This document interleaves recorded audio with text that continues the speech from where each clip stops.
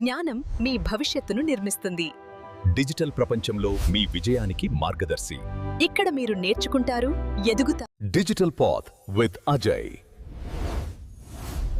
Learn and grow and move. తెలిసిన విషయమే, మనం ఏదైనా రీసెర్చ్ చేసినా, పరీక్షలకు చదివినా మన ముందు సమాచారం ఓ పెద్ద సముద్రంలా ఉంటుంది కదా.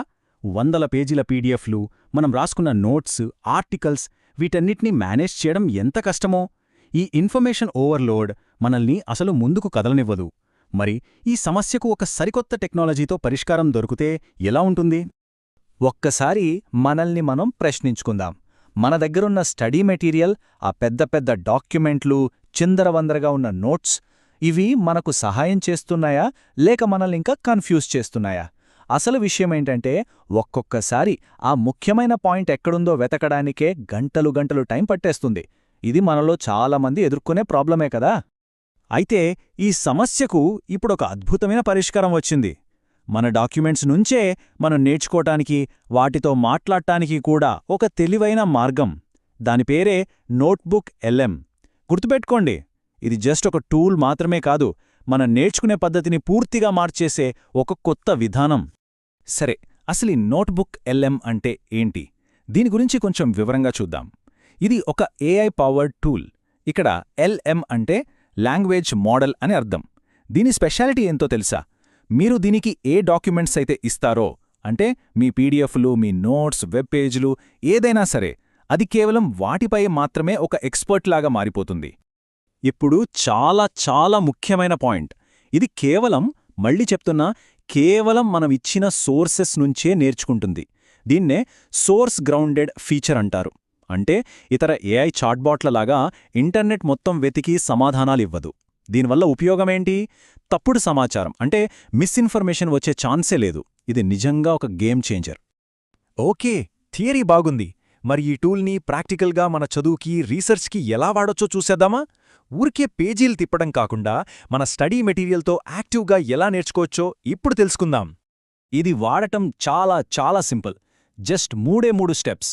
ఫస్ట్, మీ దగ్గరున్న పీడిఎఫ్లు, నోట్సు లేదా వెబ్ లింక్స్ అన్నీ అప్లోడ్ చేయండి. సెకండ్, ఆ కంటెంట్ గురించి మీకు ఏం కావాలో ప్రశ్నలు అడగండి. థర్డ్, అంతే, మీకు కావలసిన సమ్మరీలు, ఇంపార్టెంట్ పాయింట్స్, సమాధానాలు అన్ని క్షణాల్లో మీ ముందుంటాయి. దీని పవర్ ఏంటో చెప్పడానికి ఇక్కడొక మంచి ఉదాహరణ ఉంది. చూడండి, ఒక వైపేమో 200 పేజీల పెద్ద డాక్యుమెంట్. దాన్ని చదివి అర్థం చేసుకోవాలంటే ఎంత టైం పడుతుంది? కానీ నోట్బుక్ LM వాడితే మరోవైపు చూడండి, నీట్గా ఆర్గనైజ్డ్ బుల్లెట్ పాయింట్లతో నిమిషాల్లో ఒక సమ్మరీ రెడీ. ఎంత తేడా ఉందో కదా. పర్సనల్గా ఈ టూల్లో నాకు భలే నచ్చిన ఫీచర్ ఒకటి ఉంది. అదేంటంటే, ఇది ఏ టెక్స్ట్నైనా ఒక సంభాషణగా మార్చేస్తుంది. ఆడియో ఓవర్వ్యూ అని ఒక ఫీచర్ ఉంటుంది. అదేం చేస్తుందంటే, మనమిచ్చిన మెటీరియల్ని ఒక పాడ్కాస్ట్ లాగా క్రియేట్ చేస్తుంది. అంటే 2 వ్యక్తులు కూర్చుని మన నోట్స్ గురించి డిస్కస్ చేస్తున్నట్టుగా ఒక ఆడియో ఫైల్ జనరేట్ అవుతుంది. అద్భుతం కదా. ఈ ఫీచర్ వల్ల కలిగే ప్రయోజనాలు మాటల్లో చెప్పలేం. ముఖ్యంగా అజయ్ లాంటి విజువలీ ఛాలెంజ్డ్ స్టూడెంట్స్కి ఇదొక వరం లాంటిది. వాళ్లు కళ్లమీద స్ట్రెయిన్ లేకుండా ఆడియో రూపంలో నేర్చుకోవచ్చు. పెద్ద పెద్ద పారాలను చదవాల్సిన పని లేకుండా క్లియర్ బుల్లెట్ పాయింట్స్తో టాపిక్స్ని ఈజీగా అర్థం చేసుకోవచ్చు. ఇది వాళ్ల కాన్ఫిడెన్స్ని, గుర్తుపెట్టుకునే శక్తిని ఎంతగా పెంచుతుందో కదా. ఇవన్నీ సరే, అసలు దీనివల్ల మనకు కలిగే అతిపెద్ద లాభమేంటి? టైం. ముఖ్యంగా ఉద్యోగాలు చేసుకుంటూ పరీక్షలకు ప్రిపేర్ అయ్యే వాళ్లకు ఇది రోజుకు దాదాపు 3-4 గంటల రీడింగ్ టైంని సేవ్ చేస్తుంది. ఆ మిగిలిన టైంలో వాళ్ళు రివిజన్ చేసుకోవచ్చు లేదా ప్రాక్టీస్ టెస్టులు రాయొచ్చు. ఆలోచించండి, ఇది ఎంత పెద్ద అడ్వాంటేజో. సరే, ఇప్పుడు కాంక్రీట్గా ఎగ్జామ్ ప్రిపరేషన్కి దీన్ని ఎలా వాడుకోవాలో చూద్దాం. For example, SSC CGL prepare అవుతున్నారనుకోండి. మీ క్వాంట్ పీడిఎఫ్ని అప్లోడ్ చేసి, నాకు ప్రాక్టీస్ కోసం ఒక 50 MCQలు క్రియేట్ చెయ్యని అడగొచ్చు. లేదా IBPS POకి ప్రిపేర్ అవుతుంటే బ్యాంకింగ్ అవేర్నెస్ నోట్స్ ఇచ్చి దీనిమీద ఒక క్విజ్ తయారు చేయని చెప్పొచ్చు. మన ప్రిపరేషన్ నెక్స్ట్ లెవెల్కెళ్ళిపోతుంది. ఓకే, ఇప్పటిదాకా మనం ఇన్ఫర్మేషన్ని ఎలా నేర్చుకోవాలో చూశాం. ఇప్పుడు ఇంకో స్టెప్ ముందుకెళ్దాం.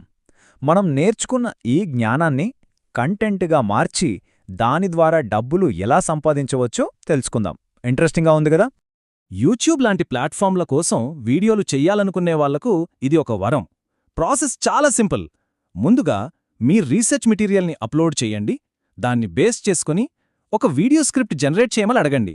ఆ తర్వాత ఇందాక మనం మాట్లాడుకున్న ఆడియో ఓవర్వ్యూ ఫీచర్తో దానికి వాయిస్ కూడా క్రియేట్ చేయొచ్చు. ఈ రెండిటినీ ఏదైనా ఒక సింపుల్ వీడియో ఎడిటర్లో కలిపితే అంతే, మీ వీడియో రెడీ. మనం క్రియేట్ చేసిన ఈ కంటెంట్ని డబ్బుగా ఎలా మార్చాలి? ఇక్కడ చూడండి, వేర్వేరు ప్లాట్ఫామ్లకు వేర్వేరు మార్గాలున్నాయి.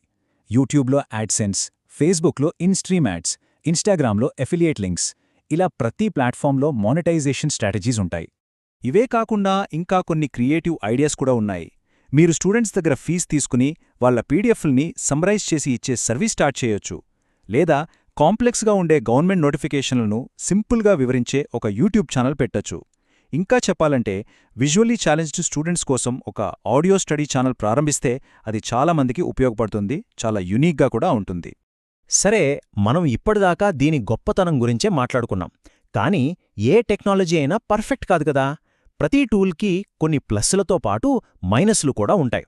సో ఒక బ్యాలెన్స్డ్ వ్యూ కోసం దీని లిమిటేషన్స్ ఏంటో కూడా మనం తెలుసుకోవాలి. ఇక్కడ మనం రెండిట్నీ క్లియర్గా చూద్దాం. అడ్వాంటేజెస్ ఏంటి? ఇది సోర్స్ బేస్డ్ కాబట్టి తప్పుడు సమాచారం ఉండదు. టెక్స్ట్ని ఆడియోగా మార్చి మన పనిని సులభం చేస్తుంది. మరి లిమిటేషన్స్? ఇది పనిచేయాలంటే ఇంటర్నెట్ కనెక్షన్ కంపల్సరీ. మనం కరెక్ట్ ప్రశ్నలు అంటే మంచి ప్రాంప్ట్లు ఇస్తేనే మంచి రిజల్ట్స్ వస్తాయి. ఇంకా ఫ్రీ వర్షన్లో కొన్ని వాడకం పరిమితులుండొచ్చు. చివరగా ఒక ప్రశ్నతో ఈ చర్చను ముగిద్దాం. మన నోట్స్ మన కోసం ఆలోచించడం మొదలుపెడితే అసలు మనం నేర్చుకునే విధానం ఎలా మారిపోతుంది? ఇది కేవలం ఒక టూల్ మాత్రమే కాదు.